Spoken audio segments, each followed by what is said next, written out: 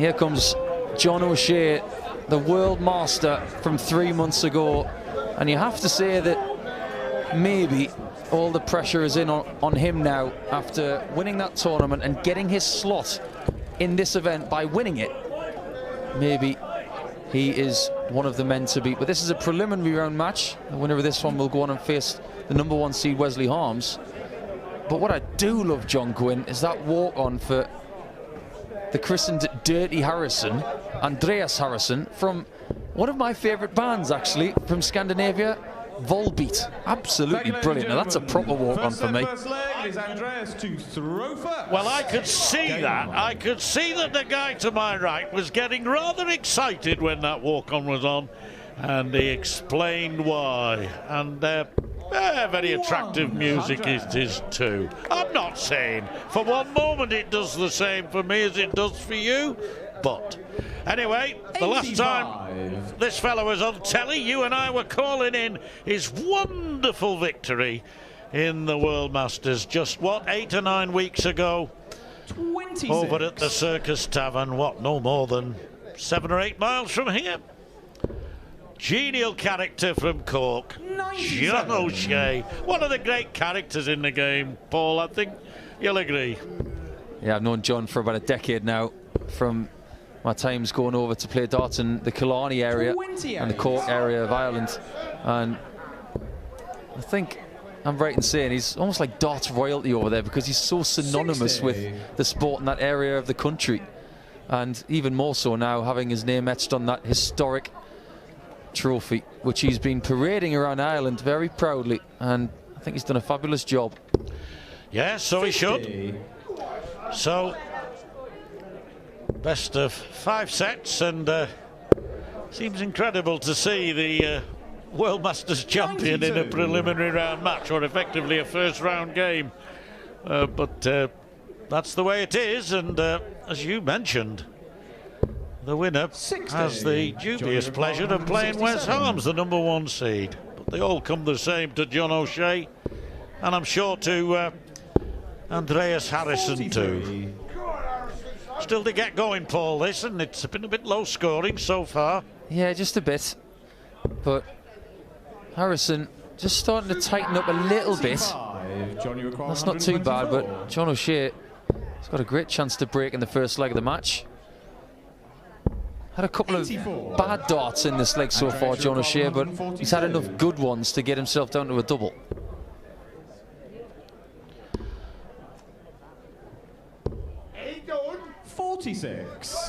So, O'Shea for tops. That's a great marker, and you'd really fancy this if he was at his best straight away. That's rather a rye, but rectifies it perfectly. And an early lead to John O'Shea. Yeah, it was a lovely marker. He used it eventually. He doesn't hang around, John O'Shea. He's never been a slow player, that's for sure. 41. But one of the real characteristics of his win at the Circus Tavern a few weeks ago was the amount of exuberance that he showed when he was winning big legs against big players like Scott Waits in the final. Yes. 45. I made a list of the people he beat en route to that World Masters success, but I think we ought to say a word or two about this fella. He looks a bit like Lenin to me, but he's a much nicer person, I'm sure, than Lenin. Not that I ever met Lenin. And I was talking to him before. He's from Melilla, as has been mentioned, a very small town in Sweden, but very famous in the world of speedway, and that's his favourite other sport, notwithstanding, obviously, darts. Yeah, fascinating stuff. I think the Swedes are really good at things like speedway and rallying.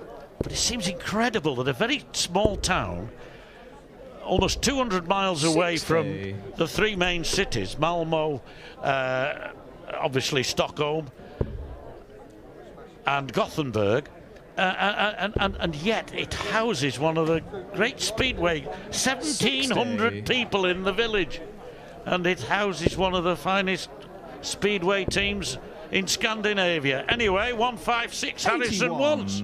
He's speedily got down to that, hasn't he? Yeah, he's done a good job here. He's not going to take the 156, but he's got room to breathe with O'Shea losing his range a bit 60 in this second leg. John really needs to start finding that first start because he has a great ability to put them together. Now, there was good grouping there, but the range just a bit too high. Oh, double 8 now to level up. O'Shea won his leg against the throw. 80. Harrysson has his chance. 154. And O'Shea not going to take this out yet. He might when he gets into the meat of the game and settles 92. down. He's capable of hitting some 16. great finishes.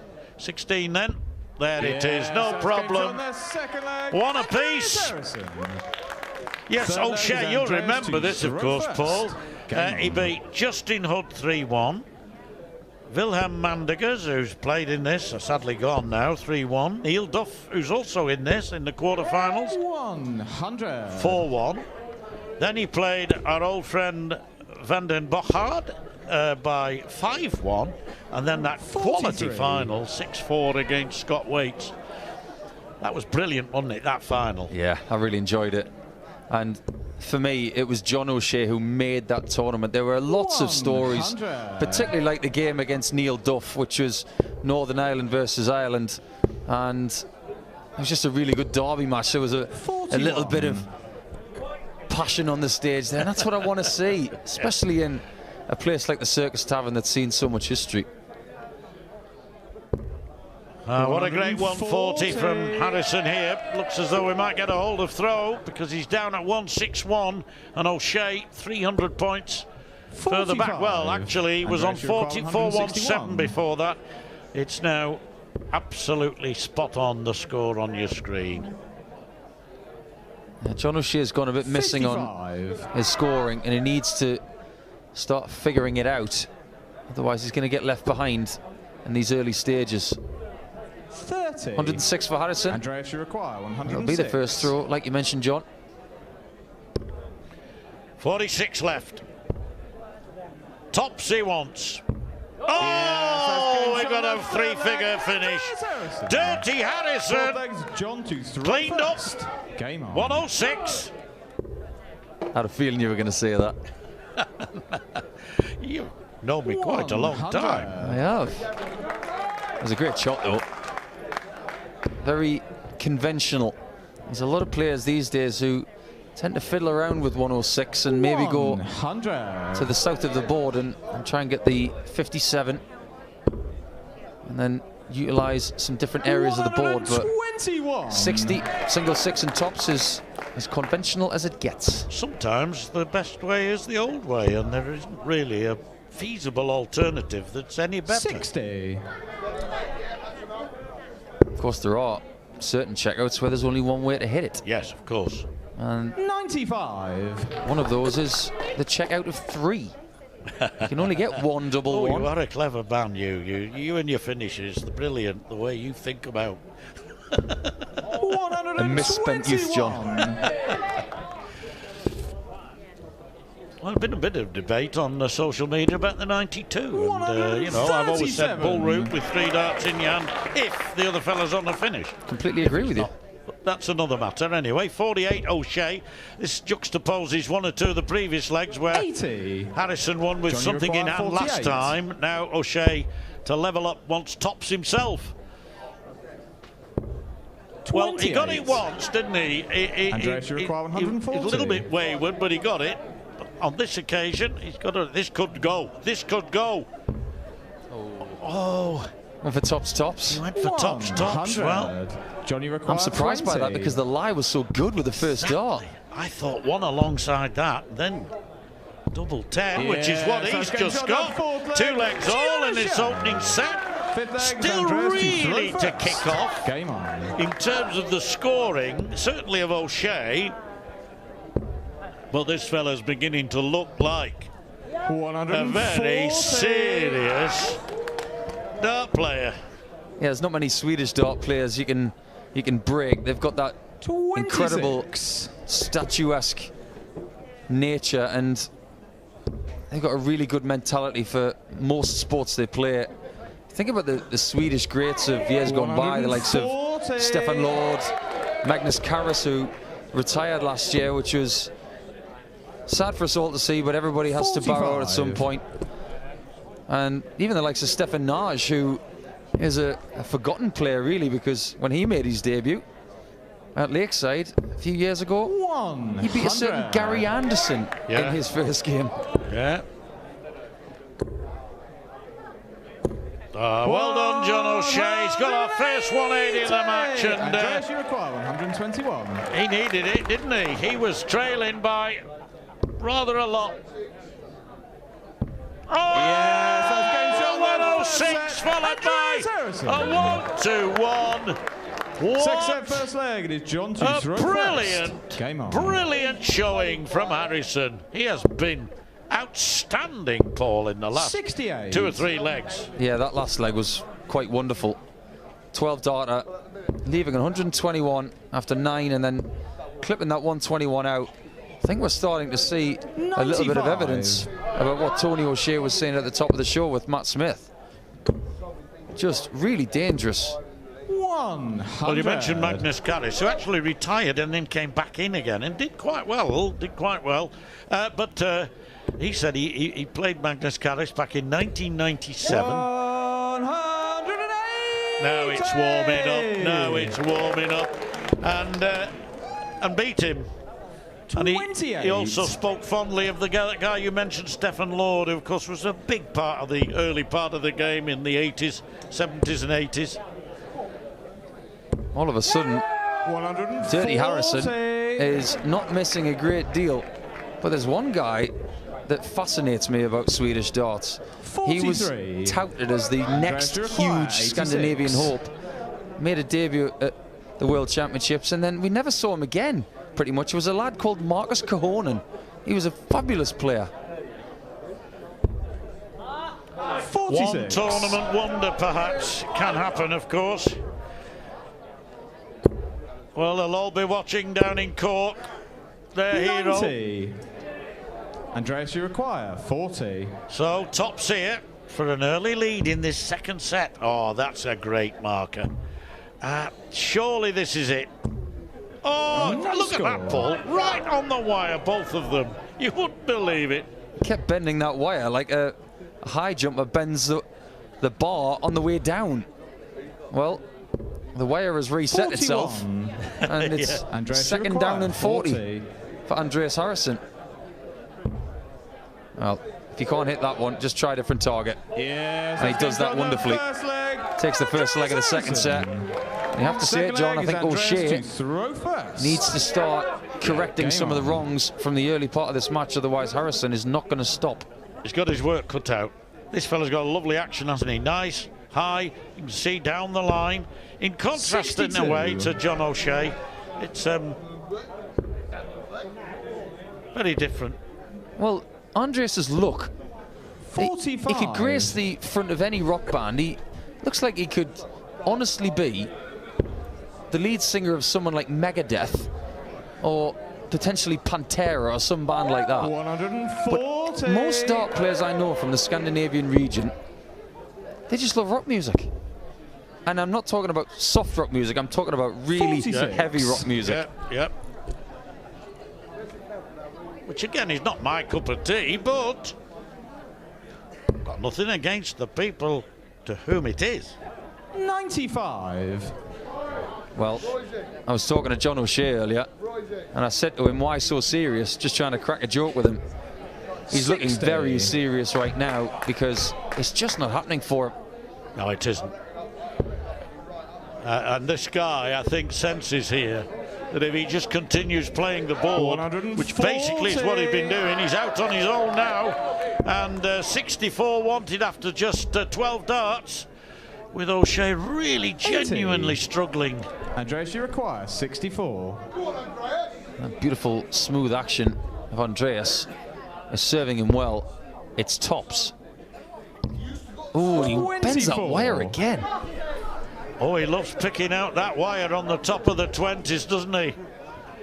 skimming the bar and going over into the crowd 85. in football Andreas, you terms. require 40. But I think he'll get it this time. Yes, I just felt he would. He's got the range all right, hasn't he? Third leg is John to throw first. Well, he looks like a big fella. I'm not going to argue with him. Why would you? Because he's doing a bit of a job on John O'Shea right now. So if the contingent from Cork really are watching this match, they're going to be doing so with a few less fingernails than the start. Well, at the Circus Tavern, of course, when John O'Shea won that title, there was a very big vocal contingent of Irish people there. I just get the sense that maybe that same quantity isn't here to buoy him on. Yeah, you can see a Swedish flag as we look out there on that caption we just had. Yeah, definitively Swedish. 60. That shirt, of course. Bit of yellow and blue. I am a fan of the shirt of John O'Shea, I'm not going to lie, because I'm a big fan of the movie that his nickname is based on. But it seems like it's the nicknames of the movies here. You got Dirty Harry and the Joker. Ah, the Joker, yeah, yes. Yes. 100. Just places that last one in between the other two, making it look so easy, and that's the difference between the two. One, namely 78. he, looks as though he's working hard. The other one is just out there having a nice stroll. He's really enjoying this, and he throws a really positive down the line dart. 60. Again, very close to the treble, but it's very one-sided, this, Paul, at the moment. It is, and I've got to say the technique of Andreas Harrysson is very impressive. 58. So smooth. It almost reminds me of a dart player I know from Kent called Matt Clark. Very similar. Yeah, lives up in the Manchester area now and has done for quite a number of years. 94. I think it's actually John, Bolton that he lives. Yeah. Shanghai 20s for John O'Shea. This might have to go. Tops. That's a little bit better from John O'Shea. And he keeps himself in the set. How big is that shot going to be when we talk about this match in maybe a set and a half's time? Well, if ever a man needed a finish, it was O'Shea there, and he really did pull it out. 45. True professionalism, struggling, but still able to get in there.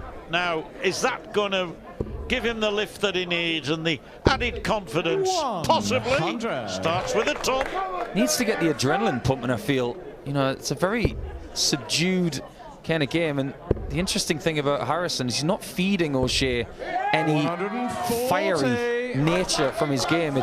He's playing a John Lowe type of game. But this section of the draw, I've got to talk about it because 55. It's heavily stacked. If you look about in the top half, it's the winner of this one plays Wesley Harms, the #1 seed. Then the winner of that game plays Scott Waits or Martin Adams.